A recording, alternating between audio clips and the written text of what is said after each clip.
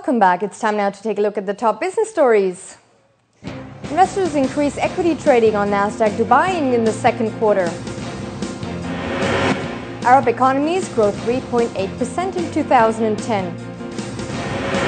And talks aimed at averting US default start at White House.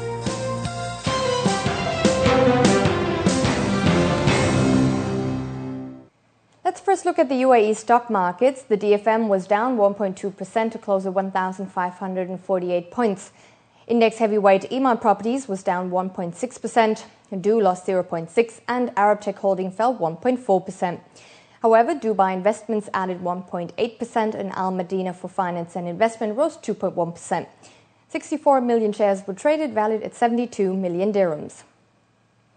While the DFM lost, the ADX gained by 0.1% to close at 2,725 points, with the investment and finance sector adding the most. Waha Capital, for instance, added 1.4%, or First Gulf Bank, which gained 0.8%. And also National Bank of Abu Dhabi was up by 0.9%. Abu Dhabi Commercial Bank, however, lost by 1.2% and Union National Bank fell 0.8%. 87 million shares were traded, valued at 119 million dirhams. And let's now look at the GCC Equity Markets. The country's main benchmarks ended mixed today.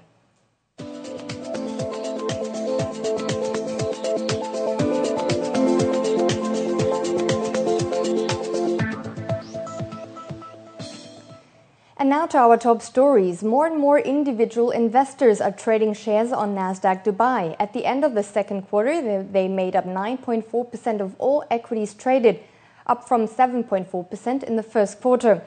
The value of those trades rose to $19.8 million. Meanwhile, the total amount of equities traded, including both institutional and retail investors, reached $209 million at the end of Q2. That's a plus of 4% from the first quarter. Officials say this is due to Nasdaq Dubai's decision about a year ago to route all its equity trades through the DFM's trading system. The Arab economies grew an average 3.8% in 2010 due to high crude prices and production levels that boosted oil revenues and profits.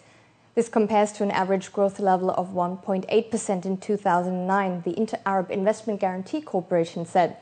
It also showed that Qatar's GDP rose the strongest by a double-digit amount due to its liquefied gas exports jumping more than 15% in 2010. And oil exporter Saudi Arabia's GDP rose 3.8% from a small plus of 0.2% in 2009, while the UAE's economy rebounded by nearly 2% after a 1.1% drop in 2009.